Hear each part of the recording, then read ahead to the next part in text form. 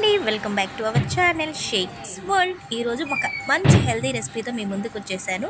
ఇదేమిటంటే గోంగూర bagara rice అనమాట.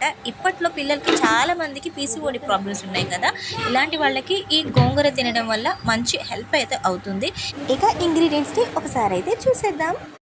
Ingredients వచ్చేసి onions, tomatoes, green chillies, whole masalas, ginger garlic paste, ఇక మన మెయిన్ ఇంగ్రీడియంట్ గోంగూర, పుదీనా, కొత్తిమీర నీట్గా ఇవన్నీ అయితే వాష్ చేసి పెట్టుకున్నాము, లీఫీ వెజిటేబుల్స్. ఇక నెక్స్ట్ ప్రాసెస్ ఏంటో చూస్తామని ఫస్ట్ ఒక డిష్ అయితే పెట్టేసుకుందాము. నేను ఇలా వెడల్పాటి గిన్నె అయితే తీసుకున్నాను. ఇందులో ఆయిల్ వేసుకున్న తర్వాత మనం తీసి పెట్టుకున్నాం కదా ఆ గరం మసాలాస్ మొత్తం ఇందులో అయితే వేసేస్తాం. నెక్స్ట్ ఇందులో మనం కట్ చేసి పెట్టుకున్న ఆనియన్ ముక్కలు అయితే వేసేసుకుందాం. ఆనియన్స్ గోల్డెన్ బ్రౌన్ కలర్ వచ్చేంత వరకు అయితే ఫ్రై చేసుకుందాం. దీనికోసమని మూత అయితే పెట్టేసుకుందాం. ఇలా లిడ్ వేసేయడం వల్ల ఆనియన్స్ అయితే తొందరగా వేగుతాయి. జస్ట్ 30 సెకండ్స్ తర్వాత నేను మూత అయితే తీసి చూశాను, ఇలా అయితే వచ్చాయి.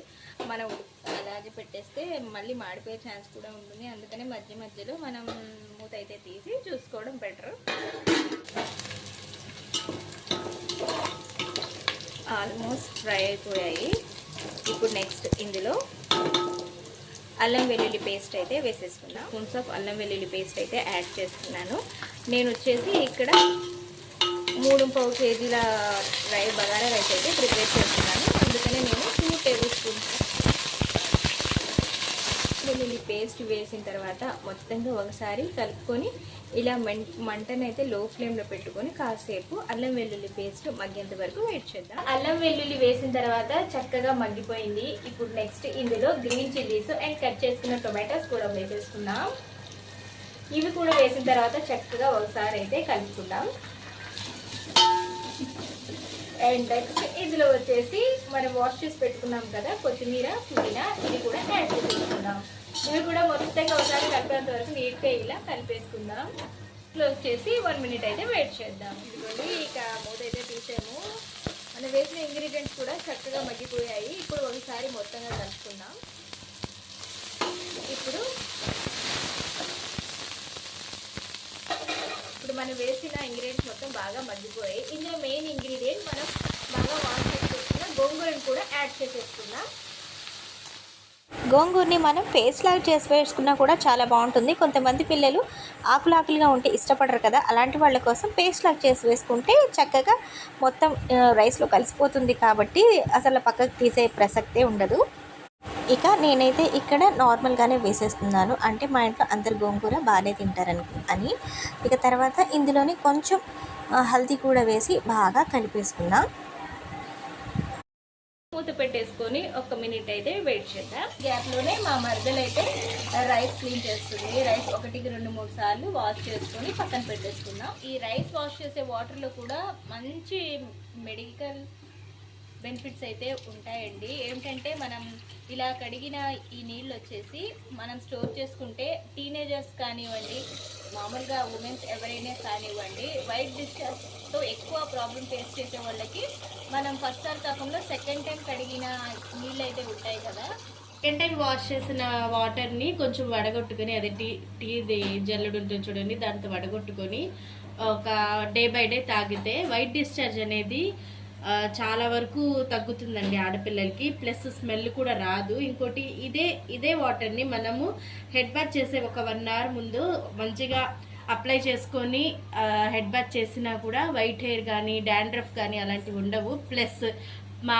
నాయనమ్మ వాళ్ళ అమ్మ వాళ్ళు చెప్తూ ఉంటారు, ఈ కడిగిన నీళ్ళతోనే ఇలా పట్టుకొని ఏడ్చి చిన్న పిల్లలు ఉంటారు చూడండి, 2-3 ఇయర్స్, వాళ్ళ మొహం మీద కొడితే ఏడుపు ఆపుతారు, లేదా ఇదేంటి ఇసికించడం కానీ అలా మన ఎంట పడుతూ మన కొంగు పట్టుకొని తిరుగుతూ ఉంటారు చూడండి. అలా మా మరదలు చెప్పేది ఏంటంటే, చాలా మంది పిల్లలు ఎక్కువగా మనల్ని ఇరిటేట్ చేస్తుంటారు కదా, మారం చేస్తూ ఉంటారంటారు కదా, అలా మారం చేసే పిల్లలకి ఈ వాటర్ మొహం మీద కొడితే ఆ మారం అనేది తగ్గిద్దని ఆవిడ ఇంటెన్షన్ అనమాట. ఇక నెక్స్ట్ వచ్చేసి మనం రెసిపీలోకి వెళ్ళిపోదాము. గోంగూర అయితే చాలా చక్కగా కుక్ అయింది, మంచి స్మెల్ అయితే వస్తుందండి. చూడండి, ఇలా చక్కగా కుక్ అయిన తర్వాత ఇప్పుడు ఇందులోనే మనం వాటర్ అయితే యాడ్ చేసుకుందాం.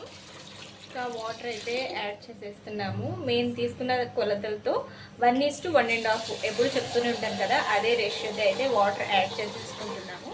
ఇప్పుడు ఇందులో తగినంత ఉప్పు అయితే యాడ్ చేసేసుకుందాం.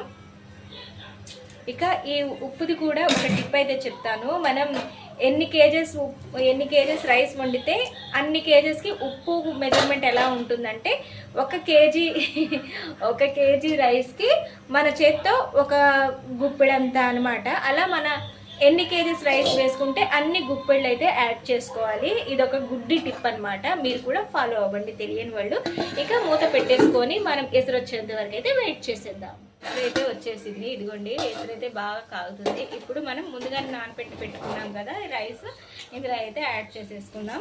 ఈ రైస్ కొంచెం రైస్ అయితే ఇలా నార్మల్గా వేసేసుకోవచ్చండి. కొంచెం ఎక్కువ క్వాంటిటీ రైస్ యూజ్ చేసేటప్పుడు అయితే మనం జల్లిడా స్ట్రైనర్ అలాంటివి యూజ్ చేస్తాం కదా, ఇప్పుడు కొంచెం క్వాంటిటీ కాబట్టి ఇలా నార్మల్గా అయితే తీసి వేసేసుకుంటున్నాం.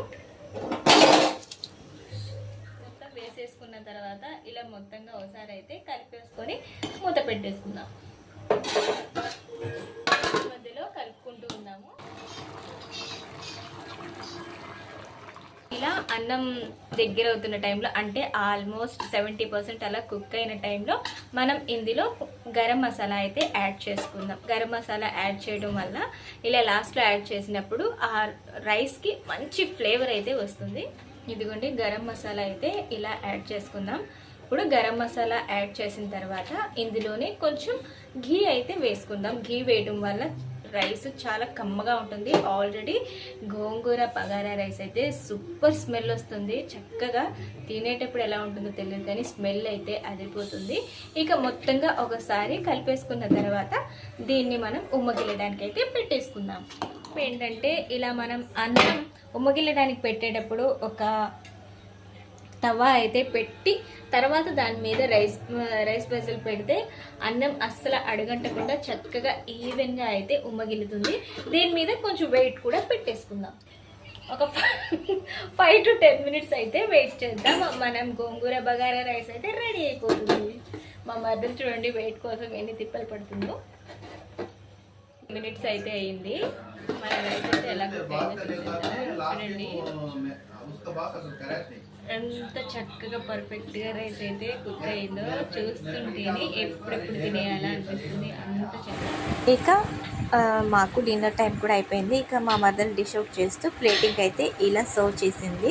ఇక ఇందులో వచ్చేసి మేము ఆలూ కుర్మా అయితే ప్రిపేర్ చేసుకున్నాము. పన్నీర్ కర్రీ కూడా చాలా టేస్టీగా ఉంటుంది. ఇక మేము ఆలూ కుర్మా అండ్ రైతా ప్రిపేర్ చేసుకున్నాము. ప్లేటింగ్ కోసం అని మా మదర్ ఇలా తిప్పలు పడుతుంది అనమాట. ఇక టేస్ట్ అయితే చాలా బాగా వచ్చింది. మీరు కూడా మీ ఇంట్లో ఈ హెల్తీ రెసిపీ తప్పకుండా ట్రై చేయండి. పిల్లలకి డిఫరెంట్గా కూడా అనిపిస్తుంది. రెగ్యులర్గా చేసుకునే వంట కాకుండా ఇలా డిఫరెంట్ టేస్ట్ కూడా పిల్లలు బాగా ఇష్టపడతారు. ఇక నా ఈ వీడియో మీకు నచ్చితే లైక్ చేయండి, షేర్ చేయండి. మీ ఇంట్లో కూడా ఈ బగారా రైస్ని ప్రిపేర్ చేసుకొని ఎలా వచ్చిందో కామెంట్ సెక్షన్లో కామెంట్ చేయండి. నా ఛానల్ సబ్స్క్రైబ్ చేసుకోవడం మాత్రం మర్చిపోకండి. బాయ్.